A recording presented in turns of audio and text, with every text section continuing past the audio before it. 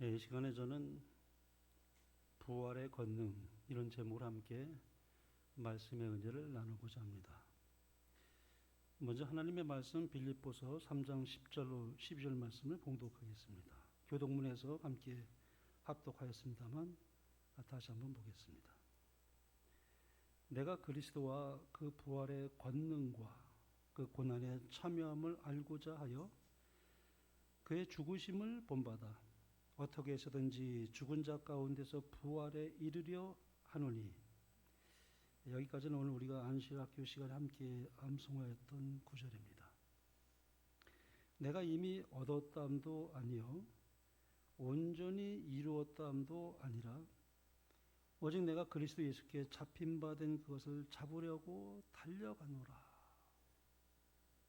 첫째로 바울은 여기서 그리스도를 알고자 하여 그런 표현을 합니다. 여기서 안다는 말은 헬라어로 기노스크라는 말인데 경험적으로 인격적으로 아는 것을 의미합니다. 그러니까 머리로만 아는 것이 아니라 삶으로 아는 것을 의미합니다. 체험적으로 아는 것을 의미합니다. 예를 들어 이제 부부가 같이 30년을 살아도 서로 대화도 나누지 않고 그렇게 살게 되면은 남남처럼 됩니다. 그렇잖아요. 부부간에는 대화가 없이는 살 수가 없잖아요. 대화를 나누지 않으면 아는 것 같지만 알지 못합니다. 반대로 날마다 서로 대화를 나누고 마음을 나누면 부부간에 깊이 서로 알게 됩니다. 예수님과의 관계도 똑같습니다. 예수님을 알면 알수록 더 깊이 알기를 원하게 됩니다. 그래서 말씀과 기도로 계속 예수님과 교통하게 돼 있어요. 그러니까 아주 자연스러운 것입니다. 웨슬레가 이제 이런 고백을 했어요. 감리교의 창시자였던 존 웨슬리는 선교사였고 또 목사였고 설교자였습니다. 그런데 그의 일기에 이런 고백을 남겼습니다. 나는 인디언들에게 선교하러 왔지만 정작 나 자신이 하나님을 알지 못하고 있다는 사실을 깨달았다.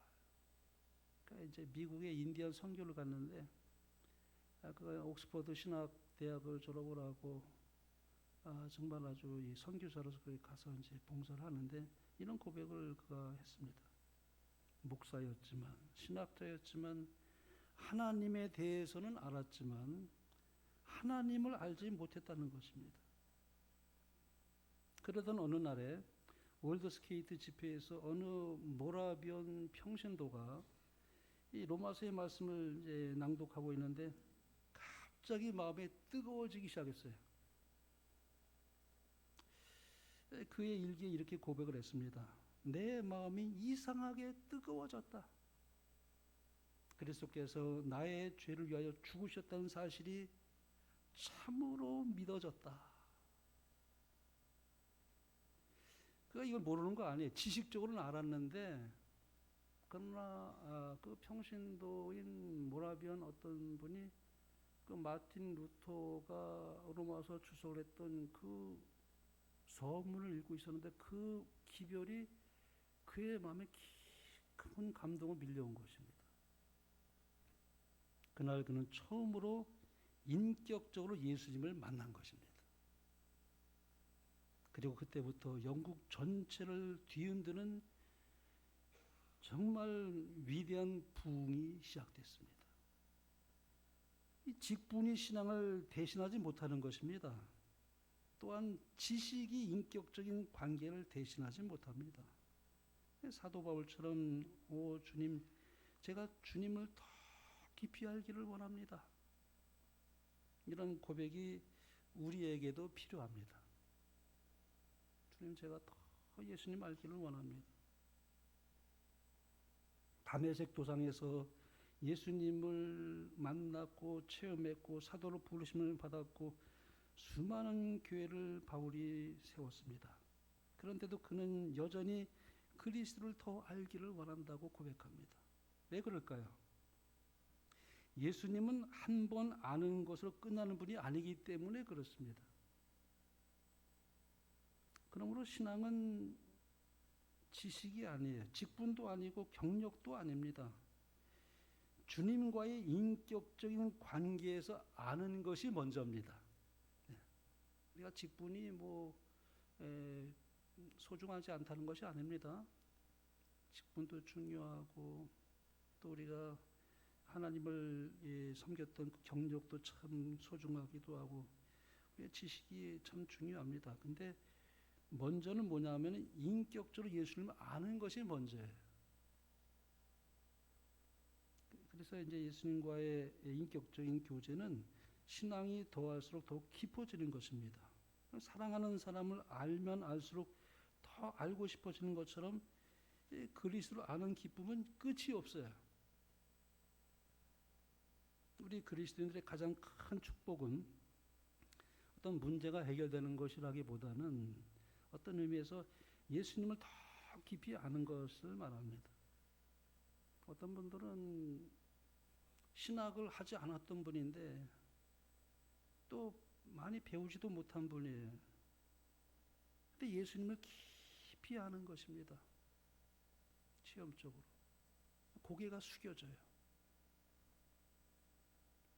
우리가 신앙생활을 이제 오래 하다 보면 어느 순간에 이런 생각이 들 때도 있어요.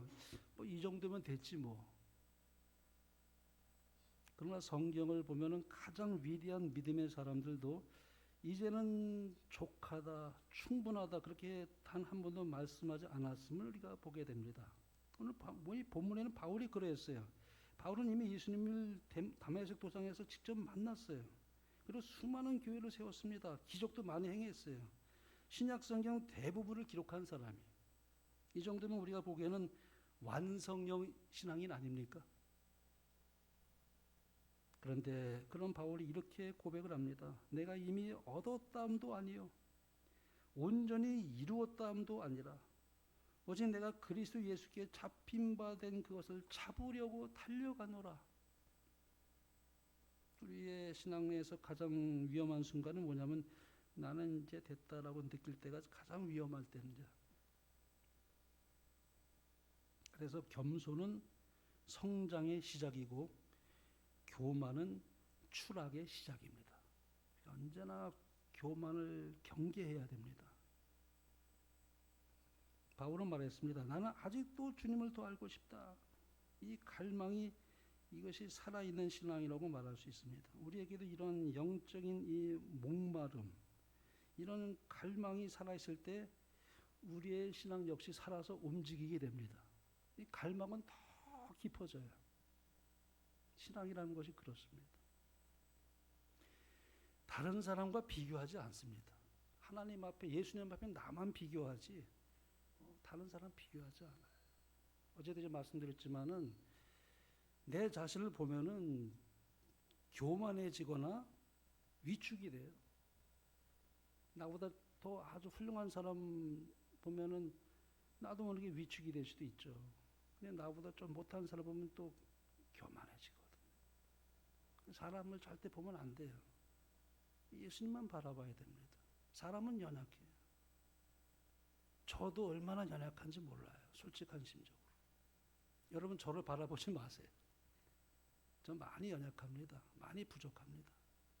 저보고 너무 실망하지도 마세요. 예수님만 바라보세요. 예수님만 바라보세요.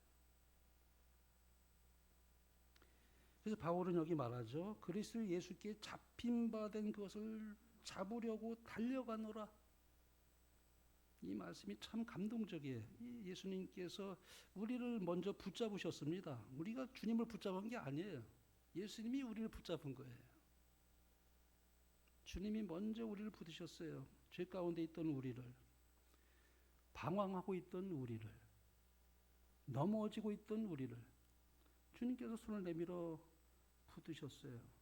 그래서 이제 우리가 달려가는 것입니다. 은혜 받은 사람의 특징은 멈춤이 아니라 전진이에요. 포기하지 않고 멈추지 않고 뒤돌아보지 않고 끝까지 달려가는 것입니다. 이것이 바울의 삶이었고 이것이 그리스도인의 삶이라고 말할 수 있습니다. 우리 인생이 마치는 마지막 날에 그렇게 고백하기를 소망합니다. 주님, 제가 끝까지 달려왔습니다.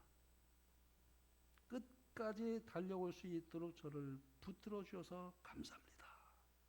이런 고백을 할 수 있는 여러분과 제가 되기를 간절히 바랍니다.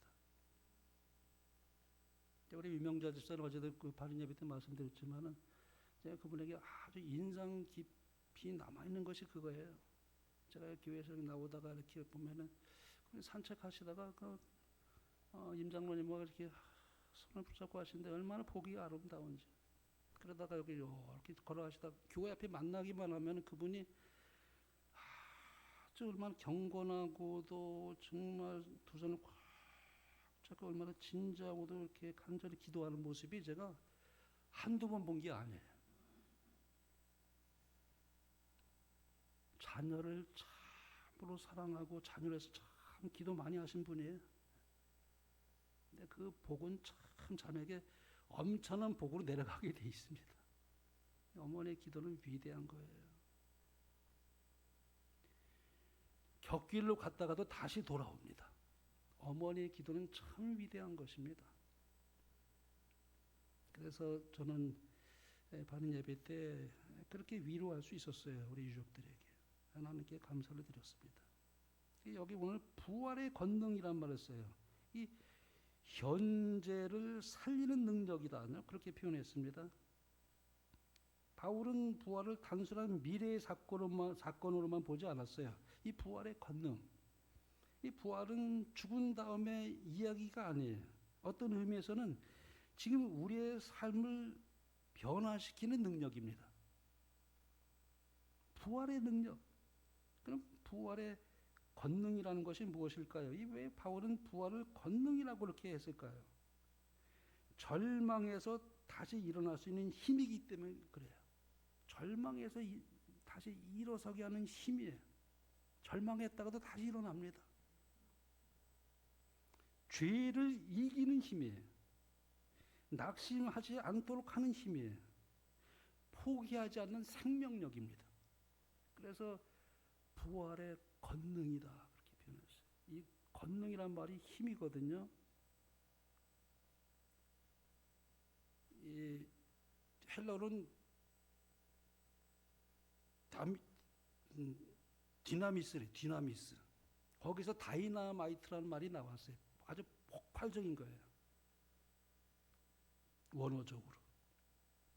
십자가에서 끝난 줄 알았던 예수님이 다시 살아나셨듯이 우리의 인생도 끝난 것 같았는데 다시 시작하게 하는 그 힘, 그것이 부활의 권능입니다. 그러니까 그리스도인들은 사실 어떤 의미에서 보면은 환경으로 사는 사람들이 아니에요. 부활의 능력으로 사는 사람들입니다. 그러나 우리가 환경에 지배를 많이 받고 있죠. 그걸 무시하는 거 아닙니다. 그러나 더 엄밀히 말하면은 부활의 능력으로 사는 사람들이다. 그래서 넘어져도 뭐예요? 다시 일어납니다. 왜 그럴까요? 우리 안에 예수님의 부활의 생명이 있기 때문에 그렇습니다. 그리스도인들은 그 마음속에 부활하신 예수님의 생명이 들어있어요.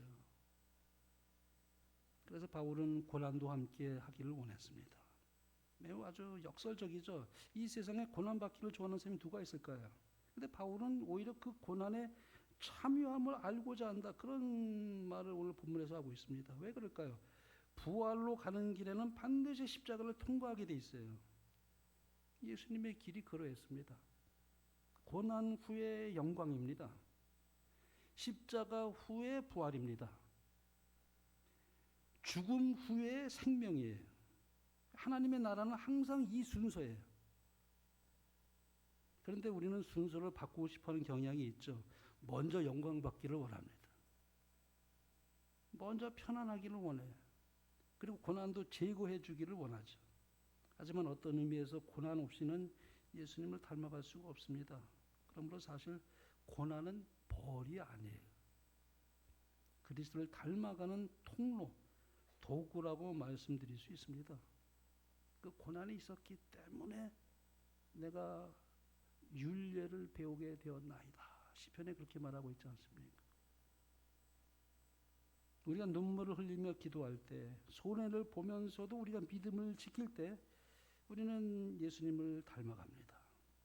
그리고 그 길 끝에는 반드시 부활이 있어요. 사도 바울이 이렇게 말하죠. 어찌하든지 부활에 이르려 하노니, 어찌하든지 이 말 속에 아주 결단이 들어있어요. 어떤 대가를 치르서라도, 그런 표현이에요. 원어적으로 어떠한 길이라도 나는 꼭 부활에 이르고 싶다. 간절한 염원이 배어있는 고백이에요. 이것이 바울의 심정입니다. 그 부활의 권능, 우리는 부활을 이게 참 미래의 사건으로만 생각하는데 물론 맞죠. 그러나 바울은 부활을 여기서 현재 체험하는 능력으로 그것을 말하고 있습니다. 어느 선교사가 아프리카에서 선교할 때 이야기입니다. 말라리아에 걸려서 죽을 만큼 고통스럽다고 그래요. 아, 이제 끝이구나. 정말 절망이 밀려왔어요. 그때 마음에 자기도 모르게 자연스럽게 그런 기도가 나왔다고 합니다. 오 주님, 예수님을 살리신 그 부활의 능력이 지금 저에게도 있지 않을까요? 그럼 완전히 낫지는 않았지만 그 기도를 하고 난 다음에 이상하게 마음에 평안함이 밀려오고 다시 일어날 힘이 생겼다고 그래요. 그러면서 이렇게 나중에 그의 일기에 이렇게 고백했습니다. 병이 사라진 것이 기적이 아니라 다시 일어날 수 있는 힘을 주신 것이 하나님의 기적이었다. 거기서 다시 일어났어요. 완전히 난 건 아니죠. 이것이 부활의 능력입니다. 다시 시작하는 힘, 포기하지 않는 그 힘, 죄를 이기는 힘, 절망을 이기는 그 힘, 환경은 그대로인데 내 안에서 살아 움틀거리는 그 생명, 이것이 부활의 권능이에요. 이거를 날마다 체험하기를 원한다고 그래요, 바울이. 우리도 마찬가지예요. 우리가 거듭나고 주님을 알기를 원하면 우리가 기도하며 참 주님께 우리의 마음을 드리게 될 때는 사도 바울과 똑같은 심정으로 나의 마음속에 주의 거룩하신 예수님의 생명이 움틀거리길 참 원하는 것입니다. 내가 행하는 것이 아니에요. 내 안에 계신 예수님이 행하는 것입니다. 이 복음의 능력이에요. 부활의 권능입니다. 그래서 신앙은 믿음의 경주라고 말할 수 있습니다.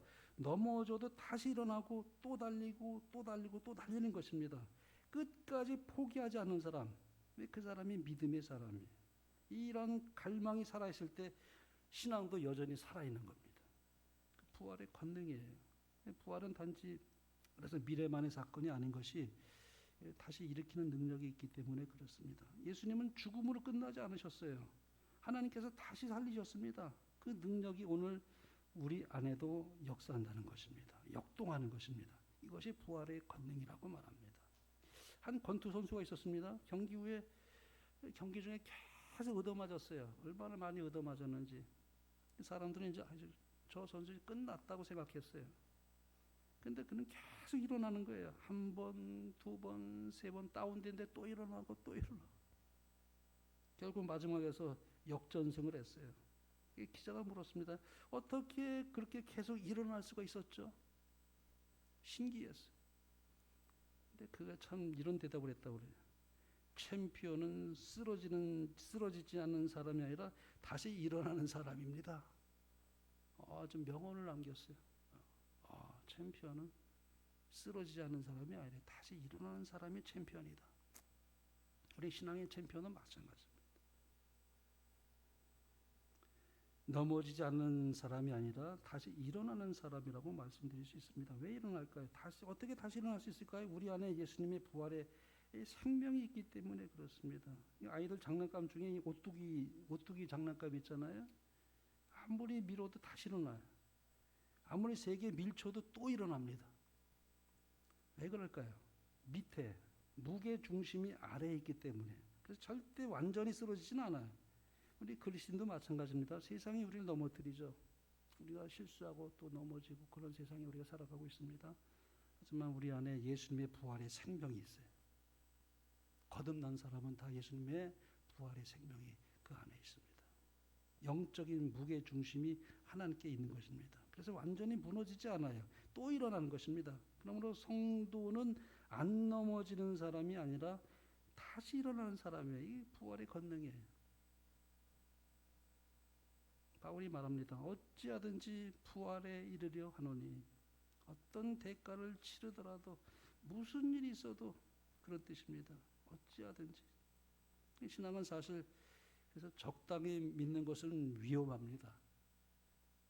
차든지 덥든지 하기를 원하라 그랬어요.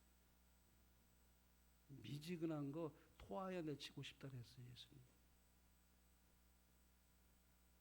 신앙은 중립이 없습니다. 상황이 좋으면 믿고 힘들면 포기하고, 이건 그리스도인들이 아니죠. 바울이 말하잖아요. 나는 끝까지 달려갔다. 여러분, 마라톤 선수는 마지막 1km가 가장 힘들다고 해요. 하지만 그때 포기하지 않는 사람이 결승선을 통과합니다. 신앙도 마찬가지로 생각합니다. 끝까지 가는 사람이 승리하는 것입니다. 끝까지 견디는 자가 구원을 얻으리라. 마태복음 24장에 예수님 그렇게 말씀하셨습니다. 마라톤에는 1등만 박수 박는 것이 아니죠. 사람들이 가장 큰 박수를 보내는 순간이 있죠. 꼴찌 주자가 쩔뚝거리며 경성을 이렇게 통과할 때 많은 박수를 받습니다. 왜 그럴까요? 포기하지 않았기 때문에. 하나님도 우리에게 1등만 되라고 하지 않습니다. 이 세상에는 1등이 되라고 하죠. 1등이 아니면 뭔가 2등이 되면 안 돼. 그걸 자꾸 이렇게 가리켜요. 또 그것도 의미가 있는 건 분명히 있습니다. 우리가 1등이 돼야 되죠. 뭐든지 선두주자가 되는 것은 참 우리가 값진 일이죠. 근데 신앙적으로 말하면 꼭 1등만 하려고 하나님은 하지 않았어요. 하지 않으십니다. 비교하지 않으셔요. 사람은 자꾸 비교하죠. 근데 여러분, 우리가 비교하지 마세요. 나는 나대로 중요하고 저분은 저분대로 중요합니다. 좀 못하더라도. 단 한 가지만 보십니다. 끝까지 달려갔느냐. 그러므로 신앙은 속도가 아니라 완주입니다. 세상이 우리를 잘 넘어뜨리려고 하는데 때로는 우리가 실패하기도 하고 또 낙방하기도 하고 또 질병으로 경제적으로 어려움을 겪기도 합니다. 인간관계에서 또 상처를 받기도 합니다. 하지만 우리 안에 부활의 생명이 있어요. 영적인 무게중심이 하나님께 있습니다. 그래서 완전히 무너지지 않아요. 또 일어납니다. 그래서 성도는 다시 일어나는 사람이라고 말하는데 그것이 바로 부활의 권능을 사도 바울은 오늘 그렇게 묘사하고 있습니다. 그래서 부활의 권능은 현재의 삶의 원동력이라 할 수 있는 것이 바울이 이렇게 고백을 했습니다. 여기 우리가 항상 예수의 죽음을 몸에 짊어지면 예수의 생명이 또한 우리 몸에 나타내게 하려 함이라. 우리 살아있는 자가 항상 예수를 위하여 죽음에 넘겨지면 예수의 생명이 또한 우리 죽을 육체에 나타내게 하려 함이라. 주 예수를 다시 살리신 이가 예수께 와서 우리도 다시 살리사 너희와 함께 그 앞에 서게 하실 줄을 아노라. 이 부활을 통해서 완성될 구원을 바라보며 사도 바울이 이런 고백을 했습니다. 그래서 신앙생활의 최고 열매는 부활이요 최상의 영광도 부활입니다. 예수님의 부활은 그래서 2000년 전 역사적인 사건일 뿐만 아니라 지금도 저와 여러분 마음속에 일어난 사건이기도 해요. 참 놀라운 얘기죠. 예수님 부활한 그 사건이 그것으로 역사적인 사건이 끝난 것이 아니라 그 예수님의 부활의 권능이 예수님이 성령을 통해서 내 안에 예수님이 내 마음에서 부활하신 거예요. 그래서 우리에게는 하나님의 생명이 들어있어요. 그걸로 우리 부활합니다. 예수님 재림하실 때 그걸로 부활하는 거예요. 우리 사람들이 다 길거리를 다니고 있지만 그 속에 부활하신 아들의 그 그리스도의 영을 가진 사람과 그렇지 않은 사람이 외면적으로 보면 좀 같아 보여도 속 사람은 절대 같지 않아요. 사람이 거듭나게 되면 이 아들의 영을 통해서 우리 마음속에 예수님께서 부활하시기 때문에 그 부활의 권능을 체험하는 것이 달라요. 하나님 그리스도인은 그게 다릅니다. 우리가 길을 걸어가면서도 그래서 차를 운전하면서도 언제나 우리 하나님께 아버지 그렇게 기도하지 않습니까? 교통하는 거예요. 예수님께서 우리 마음속에 거하시기 때문에 그래요. 그래서 하나님의 자녀는 절대 고아가 아닙니다. 외롭지 않아요. 자나 깨나 오나 가나 하나님과 우리 사이는 성령으로 언제나 연결돼 있어요. 예수님께서 부활하심으로 말미암아 또 우리를 거듭나게 하셨고 산 소망이 있게 하셨어요. 예수님께서 부활하지 않았다면 우리는 절대 거듭날 수가 없어요. 거듭났다는 것은 뭐냐면 예수님이 부활하셨기 때문에 예수님의 부활의 생명이 우리 안에 들어왔다는 거예요. 그래서 우리는 예수님 그렇게 말씀하셨죠. 마태복음 28절은 내가 세상 끝날까지 너희와 항상 함께 있으리라. 비단 제자들에게 한 약속만이 아니라 우리 위한 약속이기도 합니다. 왜냐하면 우리를 거듭나게 하신 후 성령께서 늘 우리 마음속에 내재시기 때문에 항상 예수님 우리와 함께 계셔요. 얼마나 든든합니까? 두려움이 없습니다. 그걸 생각하면 걱정 근심도 물러갑니다. 인간적으로는 참 걱정이 많은 세상이에요. 근데 다 맡기죠, 주님께. 왜냐하면 우리는 더 이상 죽은 자가 아니라 산 자이기 때문에 그렇습니다. 여기 고린도후서 5장에 보면 이런 아주 중요한 말씀을 주셨어요. 저가 모든 사람을 대신하여 죽으심은 산 자들로 하여금 그랬어요. 죽은 자가 아니라 산 자들로 하여금 다시는 저희 자신을 위하여 살지 않고 오직 저희를 대신하여 죽었다가 다시 사신 자를 위하여 살게 하려 하심이라. 여기 산 자라고 그랬어요. 그러므로 우리는 이제 더 이상 허물로 죽은 자가 아니에요. 산 자가 되었습니다. 그 특징이 뭐냐면 여기 나와 있죠. 이제는 더 이상 나를 위해, 나 자신을 위해 사는 것이 아니라 주님을 위하여 살게 되었다. 그래서 고린도후서 4장 10절에 또 이렇게 사도는 말합니다. 우리 살아있는 자가 항상 예수를 위하여 죽음에 넘겨짐은 예수의 생명이 또한 우리 죽을 육체에 나타내게 하려 함이라. 이 죽은 자가 아니에요. 우리 살아있는 자라 그랬어요. 왜냐하면 부활하신 예수의 생명이 우리 죽을 육체에 나타났다 그랬어요. 예수님께서 부활하셨기 때문에 우리 죽을 육체 예수님의 부활의 역사가 나타나게 됐다. 그러면 우리가 예수를 위해서 고난을 당한다 할지라도 그 고난을 이길 수 있도록 예수님의 생명이 우리에게 나타나는 것입니다. 그래서 우리 순교 역사를 보면 참 감동적이에요. 그 참 앞에 그 막 화영주에 이제 끌려가는 거예요. 그 어떤 어머니가 아이를 이렇게 손을 잡고 이렇게 아주 어린 아이를 데려가는데 아이가 막 두려워서 막 울어요. 엄마 이 손을 잡고 하면서. 근데 그 아이에게 그 엄마가 그렇게 말해요. 얘야, 잠깐만 있으면 그 새 아침이 밝아질 거야. 그 아이를 꼭 안아서 잠깐만 지나면 새 아침이 밝아질 거야. 그렇게 환한 얼굴로 아이를 토닥거리며 화영주로 가는 겁니다. 그 부활의 권능이에요. 그래서 사도 바울은 이렇게 말했습니다. 우리가 사방으로 우겨쌈을 당하여도 쌓이지 아니하며 답답한 일을 당하여도 낙심하지 아니하며 박해를 받아도 버림받지 아니하며 거꾸러뜨림을 당하여도 망하지 아니하고 우리가 항상 예수의 죽음을 몸에 짊어짐은 예수의 생명이 또한 우리 몸에 나타내게 하려 함이라. 그래서 그는 오히려 날마다 죽노라 그랬어요. 내가 죽어야 예수님이 부활하시니까요. 죽음 후에 예수님이 부활합니다. 내가 죽어야, 내 자아가 죽어야 예수님이 부활해요. 나는 끊임없이 이제 이게 투쟁의 생애입니다. 우리가 참 날마다 죽어야 돼요. 우리가 자아가 얼마나 강한지. 시간마다 나는 날마다 죽었다. 사도 바울은 그렇게 고백을 했습니다. 부활은 죽음이 전제되는 것입니다. 부활이 있으려면 먼저 죽음이 있어야 돼요.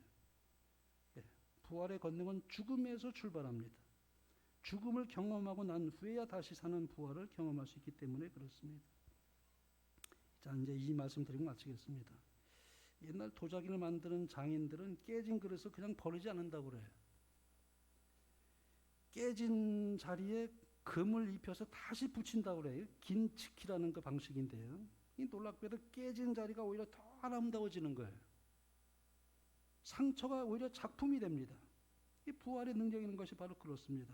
하나님은 우리가 깨졌다고 버리지 않으세요. 절대 버리지 않으세요. 깨어진 심령이 오히려 축복이에요. 실패와 상처와 넘어짐을 통해 더 깊고 아름다운 사람으로 만들어 가세요. 그러므로 하나님께 붙들리면 상처도 은혜가 됩니다. 이것이 부활의 능력입니다. 그래서 바울은 여기 이렇게 있죠. 어찌하든지 죽은 자 가운데서 부활에 이르려 하노라. 죽어서 부활을 이루려고 했습니다. 능력으로 베드로도 담대하게 거꾸로 십자가에 달려 죽지요. 부활을 믿기 때문에 죽음이 두렵지 않은 것입니다. 뿐만 아니라 그 능력을 순간순간마다 체험한 것입니다. 우리도 그 능력으로 이 세상을 이기고 영원한 승리자가 되는 여러분과 저의 삶이 되길 바라며 말씀을 마치겠습니다.